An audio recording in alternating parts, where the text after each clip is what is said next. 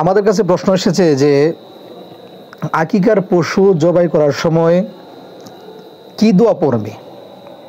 তো আমরা জানি কুরবানির পশু যেভাবে জবাই করতে হয় ওইভাবেই আকিকার পশু জবাই করবে।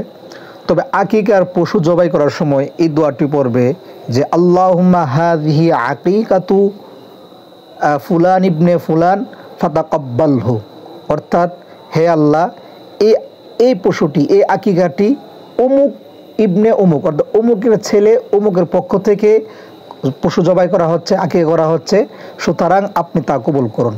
প্রথম যে ফুলান রয়েছে ওই ফুলানের স্থলে সন্তানের নাম বলবে, পরের ফুলানের স্থানে এই পিতার নাম বলবে। আমি উদাহরণ দিয়ে বলছি যে আমি যদি আমার সন্তানের জন্য আকিকা করি তাহলে আমি দোয়াটা এভাবে পড়বো যে আল্লাহুম্মা হাযিহি আকিকাতু হিজবুল্লাহ বিন আনোয়ার তাকদির ফাতাকাব্বালহু। আর যদি কোনো পিতা সন্তানের আকিকার পশু জবাই করে তাহলে সেইভাবে নিয়ত করবে যে হে আল্লাহ, আমি এই পশুটি আমার অমুক সন্তানের পক্ষ থেকে আকিকা করছি, সুতরাং আপনি কবুল করেন। আপনি দোয়াটা ইচ্ছা করলে আরবিতেও পড়তে পারেন, ইচ্ছা করলে বাংলা নিয়ত করতে পারেন, কোনো সমস্যা নাই।